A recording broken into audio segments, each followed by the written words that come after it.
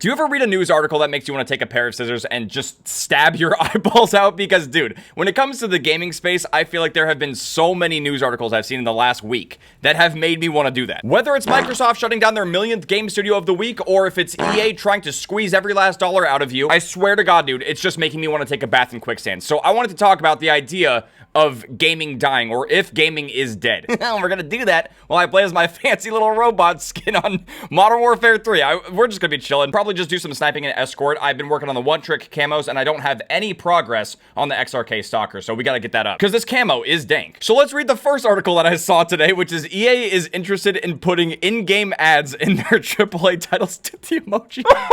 Man, just when we thought gaming couldn't get any better, AAA games, you know, games that now cost $70+ to buy, they want to put ads in those games, dude. And you know, the first thing that came to mind, and I'm sure you guys are thinking this as well if you've played mobile games, is that there are quite a lot of mobile games that do show ads. You know what I'm saying? Like, you'll play one level and then the game will show you an ad, then you get to play the next level after you watch the ad. That's phenomenal game design right there, I tell you. You know what? While we're coming up with galaxy brain ideas, I think Call of Duty should have ads. Why are we wasting our time watching kill cams when they could just serve us ads instead? Did Billy just hit his first 5 on? Well, no one cares, because instead, I want to be shown an ad for a new Porsche. The economy is doing amazing right now. I really need to buy another car. Please plaster ads all over the game instead of, you know, making a video game. AAA gaming in 2024. I love it! It is so good!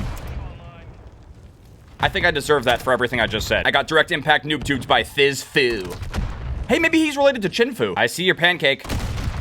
Oh my God, Thizfu. Thizfu! But yeah, that wasn't the only banger idea that EA had in the last week. There was also this article that said, well, it's a quote from EA's CEO, which says, "There's a real hunger amongst our developers to get this as quickly as possible." They're claiming the company has huge plans for generative AI in their game development. And look, man, I recently made a video about this as well, because there was an open job position at Treyarch. I hope I'm remembering this correctly, but I believe it was for an artist/animator spot at Treyarch, and people were picking apart the job description because it specifically said that you need to have experience using generative AI. It was all over the job description, and it was going to be an integral part of getting the job, I'm sure. Now, to be perfectly honest, in both of these instances, I don't know exactly what they'd be using AI for. We don't know if it could just be used for the UI, or if it could be used for store bundles and stuff like that, or something more serious, like actually creating characters or weapon models and stuff. Again, we're just the peasant consumers who are going to buy this stuff. We don't get to know all of the little nitty-gritty details. Oh my lord, dude, I'm popping with the Stalker. This is Butimus. Oh, there you are. Oh. Yeah, I still forgot to take the mosquito off. I'm very smart. But you know, after seeing these discussions about whether or not it's ethical to use AI to create video games, it got me thinking about a game that got released earlier this year. You guys might have heard of it because I also covered the game quite a bit. A little game called Palworld. And the reason I'm bringing Palworld up is because we don't really know if the game was made with AI. Even after all of this time, if you Google, was Palworld made with AI? The CEO of the company said they, quote, have absolutely no intention of infringing upon the intellectual property of other companies. And that's because Nintendo was potentially looking into the game and was potentially going to consider suing them if they did infringe upon their copyright. Well, here's the thing. Months and months have passed since Palworld got released, and there's no lawsuits. Nintendo never came after Palworld, and it also says that, quote, there's no solid proof that AI was actually used in the making of the game. Now, we can't necessarily just close that chapter. It's not like they didn't use AI. But the point of bringing all of this up is that it's extremely unclear as to whether or not AI was used or not, and the developers themselves are not really giving a straightforward answer as to whether or not they used it, which I do think is a little concerning. I mean, dude, even YouTube has a setting for this now, where if you upload YouTube videos and you've used AI to alter your content in a significant way, you have to disclose that. And I really feel like going forward, game developers should have to disclose whether or not AI was used to make the game. That way, we as consumers know whether or not the game that we're considering purchasing was made using AI, or if it was just human made. I feel like that is way more fair. But here's why I'm mentioning Palworld again. Regardless of whether or not the game was made with AI or not, I think I paid, what, like 20 bucks? The game was a $20 game, and I poured over 100 hours into that game before, you know, kind of getting bored and wanting to take a break. Oh, Thizfu is still in here. Oh, I love that. Now I get to get NoobTube some more. When Palworld first came out, the reason why I really enjoyed the game was because of the progression. It was just really fun exploring their universe and seeing what kind of creatures you could catch and stuff. And it had kind of a unique twist on what people would describe as the Pokemon formula. The first was the fact that it had guns. You could actually craft weapons and shoot and kill not just the pals, but also people. And on top of that, you could capture the people themselves. If you really think about it, Palworld was basically M-rated Pokemon, not catered directly towards kids. Now, obviously, Pokemon can be played and enjoyed by any kind of age range. Shit, dude, I still love playing Pokemon. You guys already know. But the main difference difference between Pokemon and Palworld is that Palworld is still not really like a fully complete game. And what I mean by that is that I got really hooked on the progression system and trying to get everything in the game, fill out the Pal deck, all that kind of stuff. But at the same time, I don't really see myself ever really getting nostalgic about Palworld. And I feel like a lot of that has to do with the lack of like really unique sound effects and a soundtrack. There's not really a story in Palworld or like a definitive plot or even characters that you can really connect with. And that is really what separates Pokemon from Palworld. Pokemon games, especially the older ones, have a lot of history and lore behind them. And there's a lot of meaning as to why the games are the way that they are. Even though on a surface level, it might look as dumb as going out and catching a mouse or a cow. The devs of the original Pokemon games put a lot of time and attention to detail in those games. Recently, I've been recommended a lot of videos talking about the history of the Pokemon games and stuff, and I've just been going down the rabbit hole. Safe to say my mind has been blown. And that's the point I'm trying to make, is that I don't think that Palworld has that same level of depth. Like, I don't think people will be making like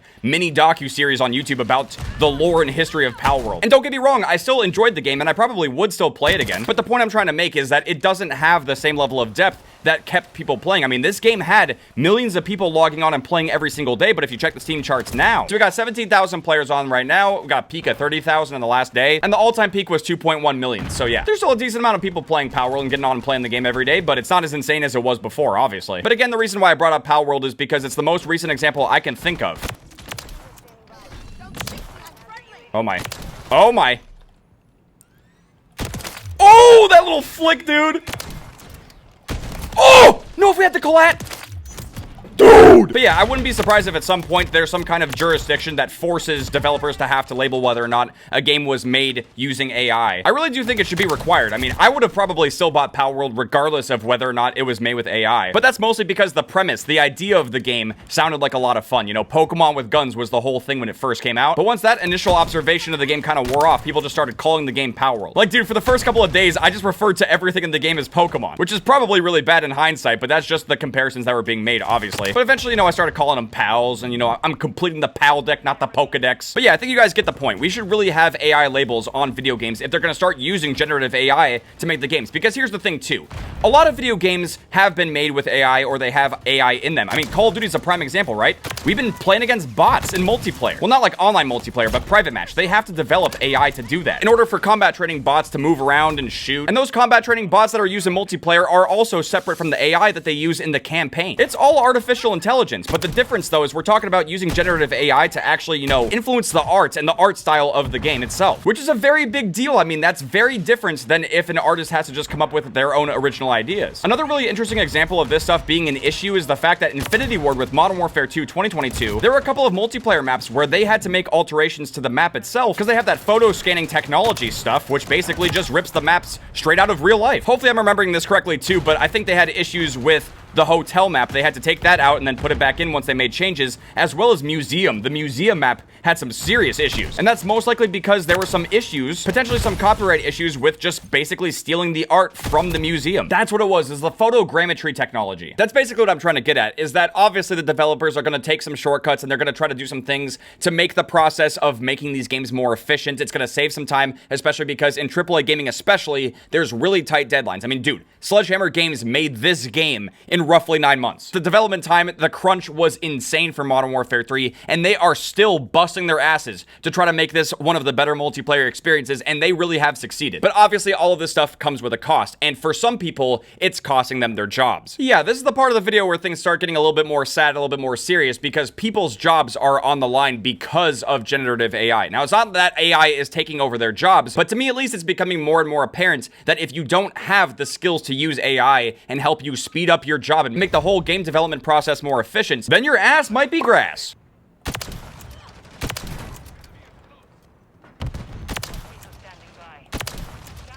Holy, I should have just looked there, dude. We could have had something. I keep forgetting to take the mosquito off. I'm so dumb. Like, I'm so tired of forgetting to take this dumbass kill streak off. Go kill someone. Go be useful. Please don't just kill me. You want to go actually hit someone? I'm watching you. Do something! Use your artificial intelligence brain to go kill someone! The AI is gonna wait for someone to get in range, and then it's gonna come down. But yeah, you guys probably saw this news about Xbox shutting down 3 of the Bethesda studios, including the team that made Hi-Fi Rush. I didn't personally play that game, but I think a lot of people did play it and enjoy it. Yeah, they shut down Arcane Studios in Austin, as well as Alpha Dog Studios and Tango Gameworks. That mosquito still didn't kill anyone. Are you fucking...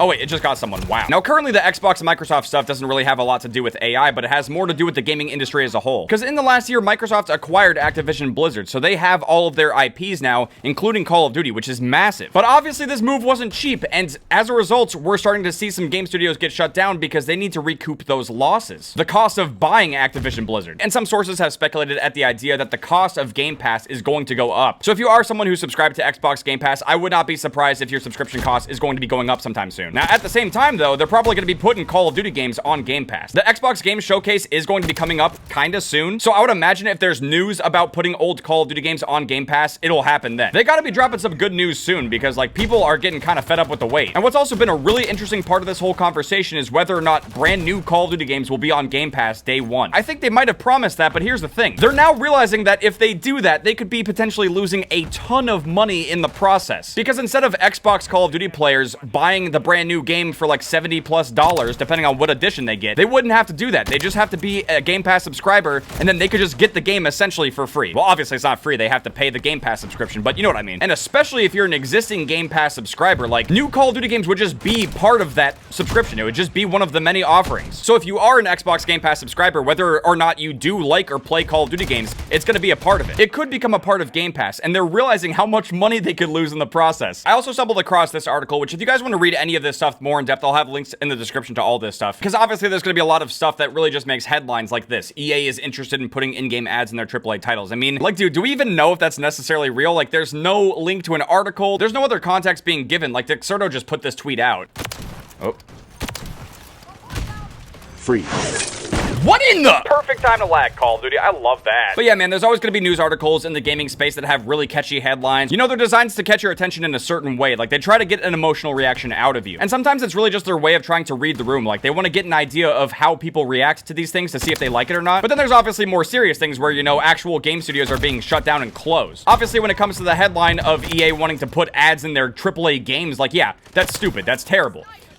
But it's also just a headline for now, and we don't know exactly what that means. We have no idea whether or not it's actually going to happen, or what game or games they're going to put this in. But I feel like in situations like that, they're trying to get an idea of how we react. Like, what do we think of the idea of having ads in games? Obviously, most of us are going to think it's horrible, but there could be some weirdos out there that want to defend this kind of thing. And I think at some point, they're going to hope that they can wear us down to the point where we will accept this, where we'll be happy with that. They're hoping that we'll get to a point where it's like, yeah, we're totally happy with ads being shown in AAA games that we paid, you know, almost $100 for. And you know what? While you're at it, go ahead and make the entire video game with AI. We don't care. We don't have any standards. Sounds like a great idea. And you know what? While we're out here having amazing genius ideas, just go ahead and fire everyone. Just get robots to make the game. Future. Yeah, if that's the future, it's looking fucking bleak as shit. What makes games fun and enjoyable and worth playing in the first place is 100% the originality of the people behind the games themselves. It's not because AI assisted them. It's not because they could show ads in between kill cams and squeeze every last dollar out of the product. It's because someone had an original thought, a good idea, and a team of passionate people who wanted to bring that vision, that idea to life, made it a reality. That is what makes for amazing video games. And if we're really not careful, we're going to lose that, and gaming could die. Now, I know that these are big words coming from a guy who mostly plays Call of Duty, but you have to keep in mind that this is what I'm playing and posting to YouTube. It's not every video game that I've ever touched or played. I put hundreds of hours into Palworld, into Baldur's Gate 3, into Helldivers 2. I'm a big fucking nerd, bro. I like playing video games. I don't want my video games turning into straight dookie flicks. I want them to be good. And that's why currently it's so easy to make fun of AI, because AI doesn't really have any original thoughts or ideas. It's just borrowing ideas from existing stuff that's already out there.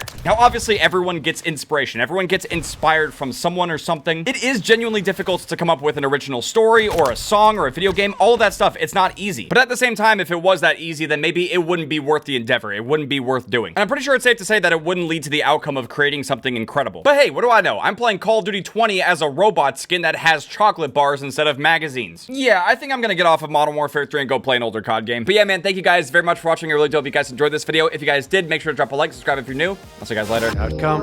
Train goes.